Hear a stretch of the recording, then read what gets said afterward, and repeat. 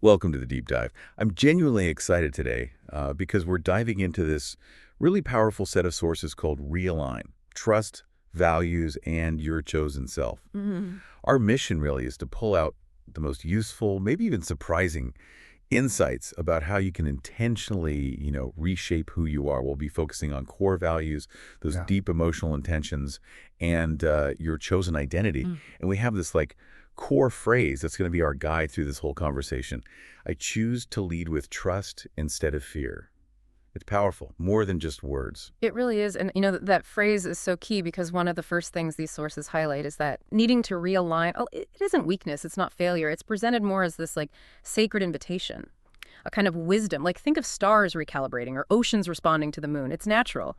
So for you listening, the message is really clear. You're not starting over from scratch. You're actually coming home. Okay, let's unpack that right away. The sources talk about how we often drift. What Mm. does that actually mean? Mm. And why is realignment, so necessary? Well, the material is quite insightful on why we drift. And it's usually not some big dramatic event. It's more like a slow erosion. Your priorities shift slightly, cultural pressure kind of creeps in, you get worn down by unmet expectations. And all of this leads to what the sources call spiritual drift. It's this gradual, almost unnoticeable move away from your authentic self, your core purpose. Like imagine someone, let's call her Sarah, starts a career passionate about helping people, but then years go by, the demands, the office stuff, just keeping up. Her focus slowly shifts. Then one day she wakes up and realizes, wait, my habits, my words, my emotional state, they don't really line up with my deepest intentions anymore. That's drift. It feels, well, ordinary, almost mundane, until you suddenly see how far off course you are. So it's less like a conscious U-turn and more like just the subtle currents of life slowly pushing you away from where you intended to be. That definitely resonates. It feels very common. And these writings suggest our hearts are just really susceptible to those environmental currents, right? We adapt, we survive, we get flexible just to manage. But that's survival mode. That's not where we're really meant to thrive, is it? Exactly. Survival mode isn't thriving mode. And what's fascinating is how this call to return is so universal. You see it across so many spiritual traditions, including the ones we're looking at. There's this constant theme: turn back to your core. Some ancient texts use a word, metanoia, often translated repent, but the Greek original is richer. It means a change of mind, a reorientation, a fundamental shift in perspective that brings you back to your true north. And this highlights what the sources call the principle of intentional return. It's like it's built into the design, a divine design almost. You see, you were never expected to walk a perfectly straight line. Life has cycles, right? Like seasons or ancient rhythms of Sabbaths, of feasts. So needing to realign isn't failure. It's part of that sacred rhythm keeping us tethered to our original design. It's course correction, not starting over. Okay, this is where it gets really interesting, I think, for Sarah and for all of us. The sources talk about identity formation. How do we actually become who we want to be instead of just defaulting to whatever life throws at us? This is such a crucial insight. The material makes a really clear distinction between what it calls the chosen identity and the default identity. The chosen identity is who you are intentionally building. It's purpose-filled, guided by your deepest self. It's conscious. You're leading your life. The default identity, on the other hand, that's who you become when external pressures, maybe old wounds or unconscious fears, are doing the steering. It's reactive. There's a powerful line in these writings, echoing a principle from Romans, basically saying, confirmation is the default setting, but transformation, that's chosen. You're always becoming someone. The big question is, are you choosing that someone or just letting circumstances choose for you? And it's deeper than just actions, isn't it? The sources talk about the emotional intentions behind identity that's really rooted in why we do things, not just the what. Can you give some examples of that? That Yeah. internal intention. Oh, absolutely. The material offers some really sharp contrasts here. Like, think about the default self.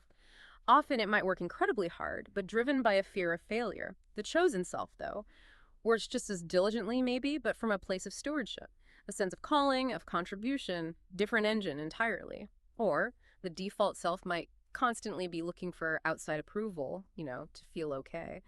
Whereas the chosen self operates from an inner sense of worth, divine approval, maybe, your emotional intention. It's that quiet internal narrative driving your choices. So realigning means getting that intention clear, purifying it. There's that ancient wisdom saying, above all else, guard your heart, for everything you do flows from it. really puts the emphasis right there on your internal state. And this leads straight into inner narrative alignment. You know, the stories you tell yourself, those internal whispers, they either build up your chosen identity or they tear it down. Fear whispers things like, what if I fail? I'm not enough. But the voice of trust, it declares different things. I am held even if I don't know the outcome. Or maybe grace is sufficient. To truly realign, you have to become the master of that inner conversation. The sources challenge us, really. Become your own prophet. Speak truth and life over yourself. So if we're talking about leading with trust, this intentionality, what does that mean for our core values? How do they work as these anchors you mentioned, especially when those currents try to pull us? Great question. These sources define personal values as your God-given non-negotiables. The principles fundamental to who you are at your best. They list examples like integrity, compassion, excellence, generosity, humility, faith, courage, wisdom, peace, the big ones. But what's really insightful is that these aren't just nice ideas. They're described as your deep roots. There's this vivid image from the Psalms of a tree planted by water. Its values are its root system. They're what give you stability, your foundation, unshakable. And those values are absolutely vital for stabilizing you during emotional storms. The material is so clear on this. Values don't stop the storms, but they prevent shipwreck. Think about it. When people let you down, maybe you realign with compassion instead of just bitterness. When resources feel tight, you realign with generosity, trusting there's enough. When uncertainty looms, you realign with trust, choosing faith. They're your internal stabilizers. And we see this pattern again and again in the scriptural examples, don't we? Joseph choosing integrity when falsely accused, Esther choosing courage, Daniel choosing faith with the lions, Jesus choosing surrender. In every case, their values were the compass, holding them steady through incredibly turbulent times. That makes so much sense. So it's not just defining the values, but how do we actively use these emotional intentions day to day, like practically for someone like Sarah trying to get back on track? Well, most goal setting focuses externally, right? Career wins, money, relationships. But true alignment, these sources argue, means setting emotional goals, focusing on your internal state. So it's about setting intentions like, okay, today I will walk in peace no matter what, or I will lead with trust in my decisions today, or maybe I will embody compassion even when it's hard. I will speak life. These emotional goals then shape how you actually show up in every interaction, every choice. It's like choosing your internal weather deliberately. And crucially, this isn't a one and done thing. Like setting a New Year's resolution, shaping emotional intention daily is framed as a continuous, deliberate rehearsal. Just like those ancient texts say, mercies are new every morning, our emotional reset needs to be daily too. It's a practice. The sources suggest practical tools, morning declarations, breath prayers, gratitude, emotional check-ins throughout the day, all ways to practice realignment. And at the very heart of this daily practice is the sacred discipline of trust. There's that proverb, trust with all your heart, lean not on your own understanding. It guides your path. This trust isn't passive waiting. It's described as fierce. Courageous. It's actively choosing not to partner with fear even when things look shaky. So to realign is to consciously, consistently keep returning to trust. Which brings us right back to that central declaration. I choose to lead with trust instead of fear. So how exactly does fear act as the great disaligner? How does it pull us off that chosen path? Fear? Well, the writings describe it almost like a thief, or maybe a saboteur at the helm of your ship. It subtly, sometimes not so subtly, works to pull you off course. And fear is sneaky, isn't it? It doesn't always show up as outright terror. Often it masquerades as other things. Like what? Like constant overthinking, people-pleasing, avoiding hard conversations, needing to control everything, sometimes even anxiety just dressed up as being prepared, or emotional withdrawal. And it has these persistent whispers, right? What if you fail? What if you're not enough? What if they reject you? What if God doesn't come through? That kind of thing. But these same sources offer that powerful counter-truth, echoing Timothy. You weren't given a spirit of fear. You were given power, love, and a sound mind. Fear is not your native language. Okay. So realignment is essentially bringing yourself back under the governance of trust. Exactly. Trust as the governing principle of alignment. It means really holding on to the belief that good forces are at work even when you can't see them. Surrendering outcomes you can't control. Aligning with divine timing, perhaps. Believing that even the hard stuff can be woven together for good, like that principle from Romans suggests. Trust isn't being naive. It's this deep confidence in life's ultimate goodness, or in God's goodness. There's that beautiful ancient text, you will be kept in perfect peace when your mind is steadfast because you trust. Fear destroys peace. Trust anchors it. And anchoring your soul in trust, well, It means trust has to move beyond just an idea. It needs to become a lived reality. It needs to saturate everything, your words, how you carry yourself, your breathing, your tone of voice, your decisions, even how you rest. Think of someone like David in the Psalms. So much of his writing embodies this trust. The Lord is my shepherd, I shall not want. Even though I walk through the darkest valley, I will fear no evil. In God I trust, I will not be afraid. The sources really emphasize this. As you walk this path of realignment, your most powerful, most protective declaration is simply, I choose to lead with trust instead of fear. That single choice can recalibrate everything. This has been so clarifying. Really powerful stuff. So for our listener, for Sarah, for anyone wanting to actually do this, what are the practical daily tools, the tools for realignment they can start using right now? Yes, the sources offer very concrete, actionable tools because realignment isn't just theory, it's practice, like tuning an instrument daily. First, a morning declaration. Literally, speak it out loud when you wake up.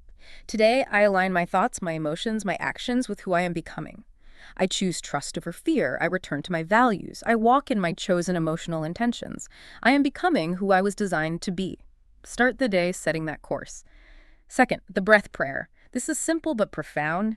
Use your breath as a physical anchor. Inhale deeply. Maybe think, I trust you, Lord. Exhale slowly, releasing with, I release all fear. Repeat it anytime you feel stressed or off-center. It's very practical. Third, journal prompts for realignment.